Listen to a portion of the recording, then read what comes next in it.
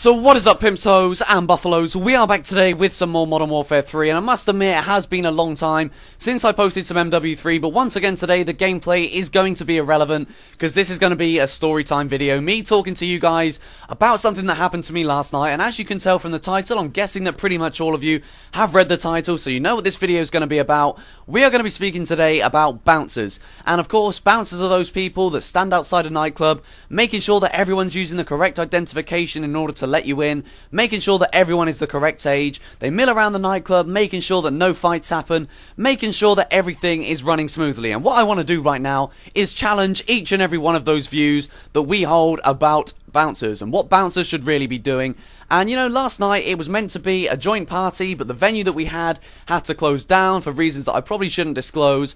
But you know, we all decided to go out as a big group into Reading. It is a really good night out for those of you in the south of England. Of course it doesn't really compare to London, but Reading is a pretty decent night out, and even on a Tuesday it was quite busy. It was a really good night on the whole, but there was a couple of times where, you know, I'm gonna say it was bad luck because I think the bouncers had something against me last night.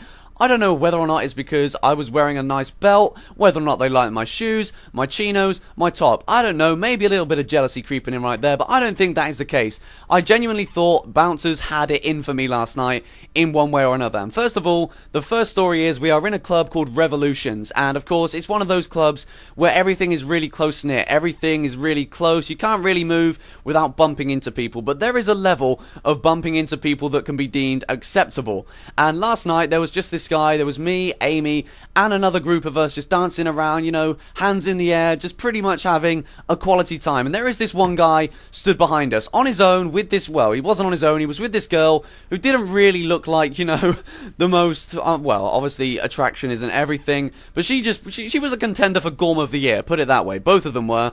And this guy was just there constantly elbowing me in the back. And of course, you know, when you're in a nightclub you expect things like this to happen, but you know, it was deliberate. I could tell it was deliberate because every single time it got harder and it got harder. And you know, avoid the sexual connotations there, all it was an elbow, guys, come on. But he was constantly doing this, and I just said to him after about a minute of putting up with it, look dude, can you please stop this now, because it's getting annoying, just give me my own space, you can go somewhere else. And in the process of me doing that, the bouncer has pulled me over, telling me that I'm causing trouble by trying to start a fight with this guy. All I said to him was, can you please stop elbowing me and give me a little bit more space? So that was the first thing. He pulled me over saying, if you're going to keep on doing this, I'm going to chuck you out. So I was just like, okay buddy, okay, if that's the way you want to play, if that's the way you want to be, then fine. So that's the first incident. The second incident is when that club shut, we decided to move on to another one. And we're walking down there, and we have this friend. He's a pretty sensible guy. He's a really clever guy.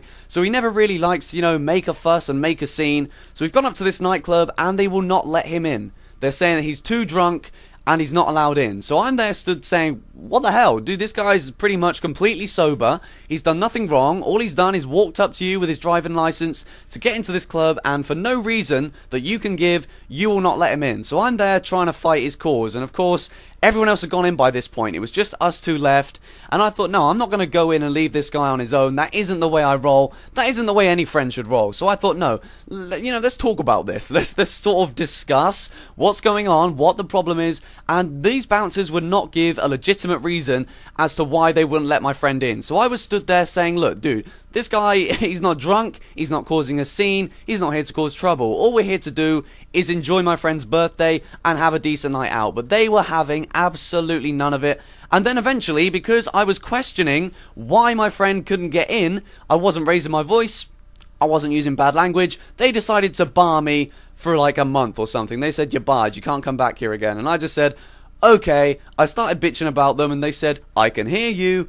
I was like, I don't really give a shit. And I was just stood there moaning about these bouncers because, you know, the fact of the matter is, they're stupid. But anyway, guys, this video is coming to an end. I thought I just needed to let that off my chest because I think it is completely ludicrous. So if any of you in the past have had any issues with bouncers and people just being ridiculous and pathetic when you go for a night out, let me know in the comments section.